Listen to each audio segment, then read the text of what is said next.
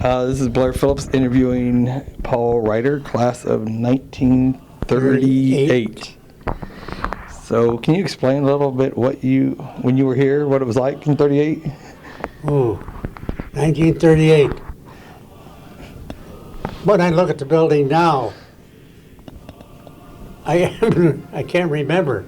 I can remember I used to ride my bicycle to school every day. I lived out in the boondocks, out on Winter Street. At that time, I would ride to school every day on a bicycle, pull it up alongside of the rooms where the industrial arts used to be. And that's where I would sit all day.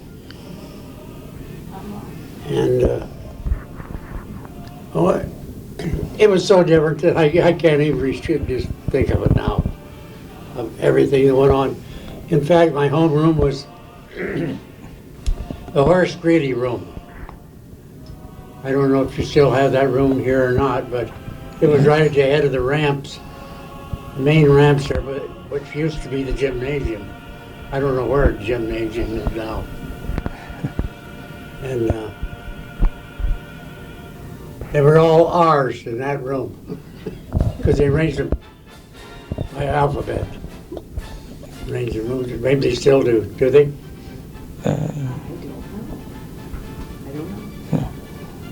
They did. I doubt it. But anyway, so everybody in there in that room, last name began with an R. Does the school have one story or two? It had 2 stories because the office was on 2nd story. And it was on Calhoun Street side of the building at that time. Martha Pittenger was the counselor.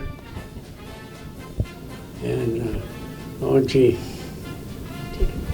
think of the teachers, and Van Gorder, and Mellon, McCloskey, Crows. There were 2 Crow sisters. His and hers, I guess. Okay. What did you do after 1938 when you graduated? 38? Yeah. I went to International Business College. I finished here in January of 38. I was a midtermer at that time. So I went right straight to International Business College, attended there for 2 years. Went into a commercial course, business.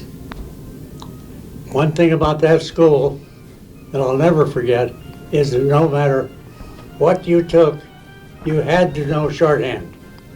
I don't care if you just cleaned out John's. You had to know how to do shorthand to do it. Okay. And it was one thing that when you went there, I swore that I would never use it again when I walked out the door, and I have not. I was too bullheaded, I guess. What did you do after International Business College? And I went to work for SF Bowser Company. At that time, they made gasoline pumps, all kind of pumping for fuel pumps. They were out on Creighton Avenue. Went there from 39 to 41 to 42. And in 42, of course, is when I went into service. Which branch? What branch did you move into in the service? In the Army. Okay. I was drafted at Fort Ben Harrison down in Indianapolis in March of 41, or 42, I'm sorry, 1942. When our first notification of any war was Japan, I was attending a dance at the then Valencia Gardens, which was in the basement of the old Shrine Auditorium. And that's where we first heard about the attack on Japan, in which nobody believed at that time. It was just unbelievable. From there, the following March, I think it was March 7th, I was drafted. So that was shortening from December to January. Went in to Ben Harrison. From there, I was sent to Fort Sill, Where's Fort Sill located? It's located in Oklahoma, Lawton, Oklahoma. Okay. It's we took our basic training there, which was 8 weeks. And at that time, there was no vehicles, all horses. All horses, all horse-drawn vehicles. No trucks. Did you know you were gonna be moved into the cavalry division? No. So you don't get a choice back Oh, then. no choice. You get on the train, and when they get off, that's where you are. We arrived in Fort Bliss, or Fort Sill, went through basic, 8 weeks later, was sent to Fort Bliss, Texas, which was where the 1st Cavalry Division,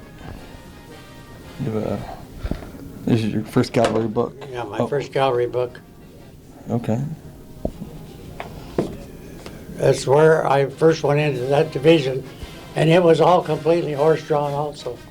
The only motor vehicle we had in our battalion was a mess truck. That was because they carried the kitchens and stuff on that. Just go to hold up that book. Everything else was horse. Sure.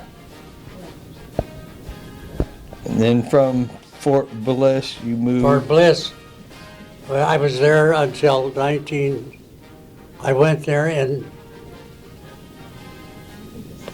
1972 in June. Was there until July 4th of 1943. From then, we were sent to Camp Stoneman, California, loaded on a ship, and on the 4th of July of 1943, we pulled out of Frisco Bay for Australia. At that time, we were on a converted transport ship. And what I mean, they converted it when you had bunks about 6 inches apart, all like from bottom to top.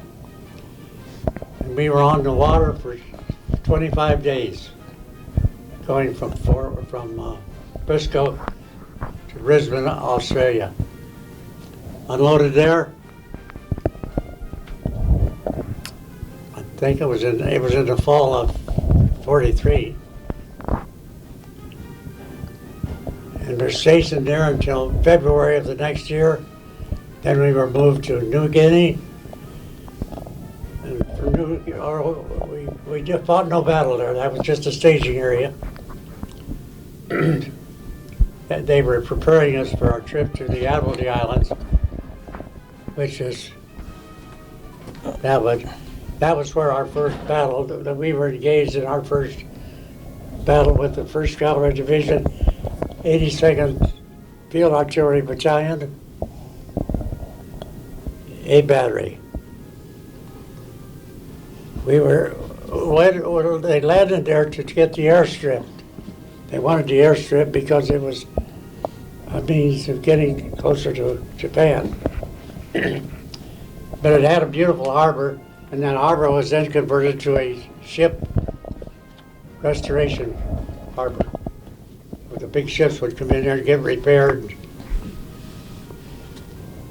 So we were there for after we fought there for a couple of months. And then we were stationed there our original equipment when we went into the service was 75 millimeter howitzers. That's a little gun compared now, because but at that time that was a pack train. You could carry it, and we had regular pack troops that did do that. Used those for the Battle of the Admiralties. From there, after we got settled in there, they changed our guns to 105s, which was larger guns. Okay. And that's what we had from then on, was the 105s. From there, for the Admiralties,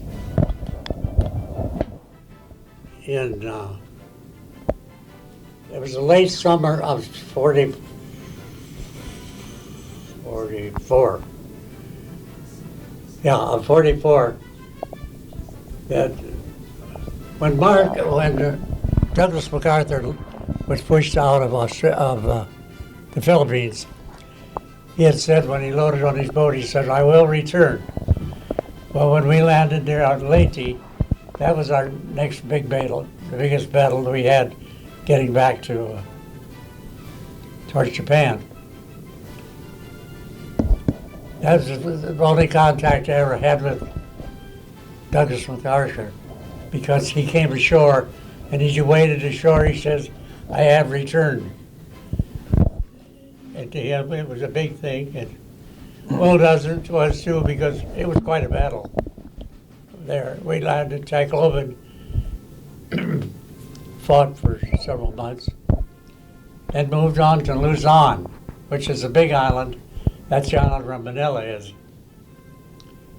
When we landed in Manila, it was for part of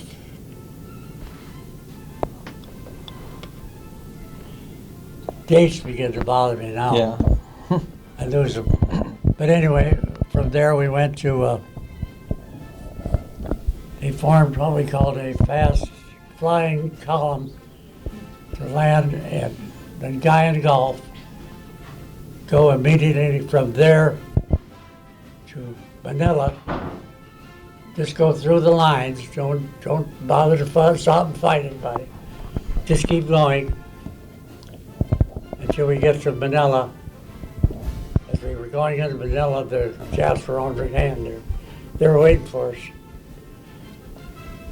As we passed the Bilibid prison, which was a prison downtown there, they really poured on the power on us, but I never crawled underneath the trucks so fast. But anyway, from there, we finally got through there, and arrived into Santo Tomas, which was a university, and they had better than 3,000 internees there. That's what we'd gone there to do, was to get them released, because we got word that they were going to annihilate them. So you went in to free the San Tomas? At Santo Tomas. Okay. Yeah, in fact, there's a note here somewhere telling about that.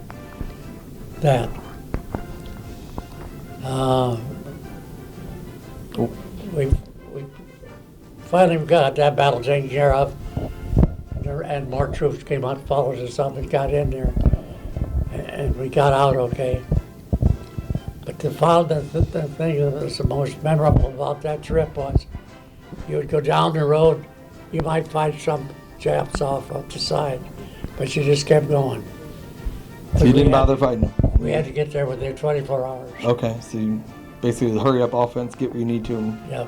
move on. To get those people out of there. Okay. And then you went into, did you go into Japan? Yes.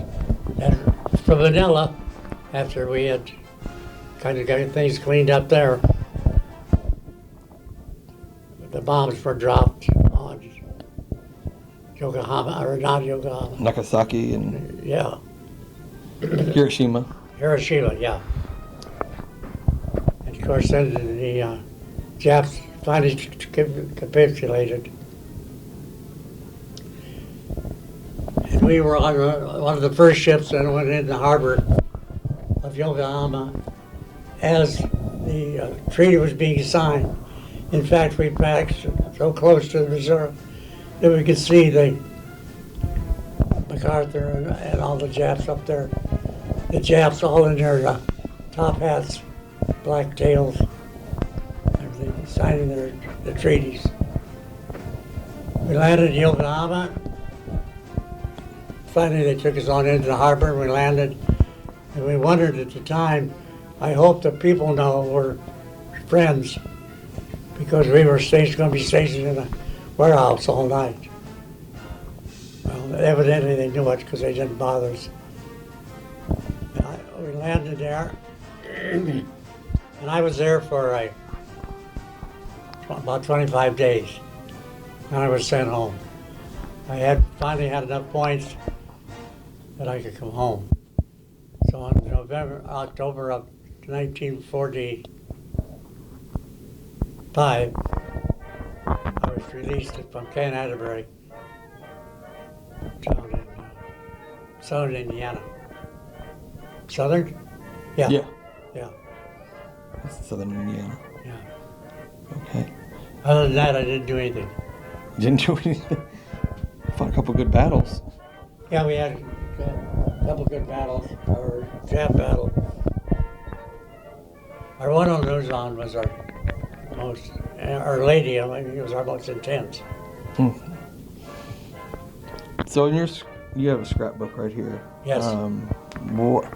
What all does this scrapbook entail? Well, there's a lot of pictures that I took when I was on the drill, or on Gabbledy Islands.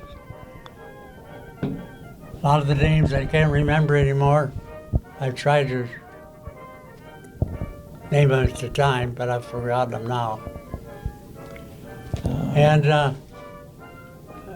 at one point, You had that picture of when you had that Japanese flag? that's what I was looking for. It's back this way, I think. Yeah, these are pictures taken at Fort Bliss and at Fort Sill.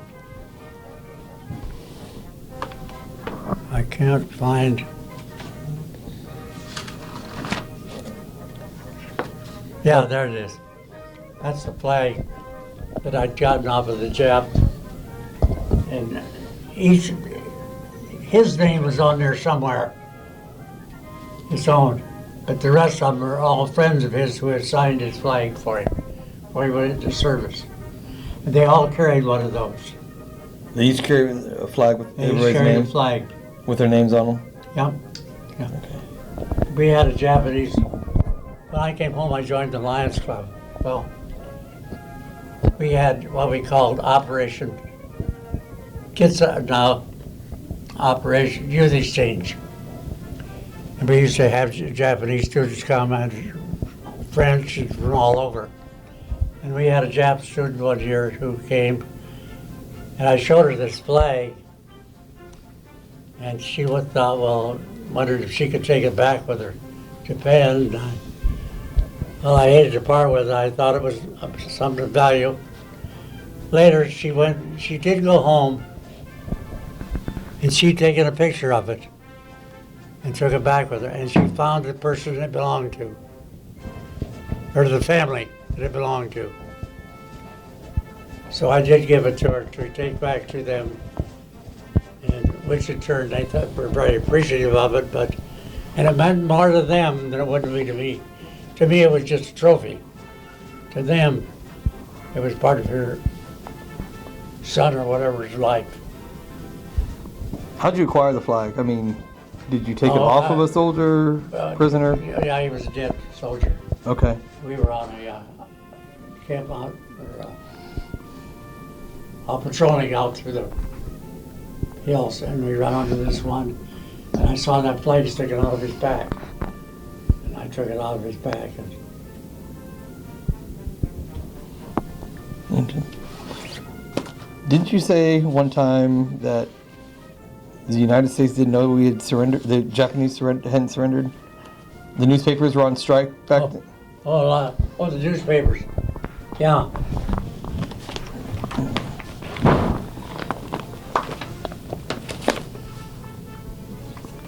I don't know what. This purple book, this was an old scrapbook that I assembled when I got home. And I had a sister-in-law who worked for the bindery at North Manchester, and so she bound it into a book with these poor old pages. Brittle. Yeah, they're all dried out. I don't find that. Here's a picture of the signing. Yeah, there it is. I didn't realize I had that one.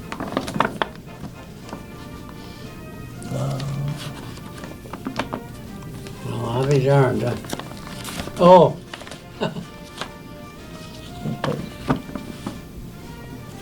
This is It's a picture of you, the right? the building in Japan, their diet building. A diet building? What's a diet Well, building? that was their capital. Okay. These are all, Is that Bastogne?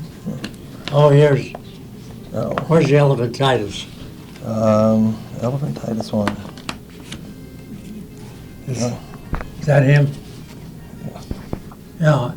Yeah, that was a prevalent thing they had there. It's elephantitis.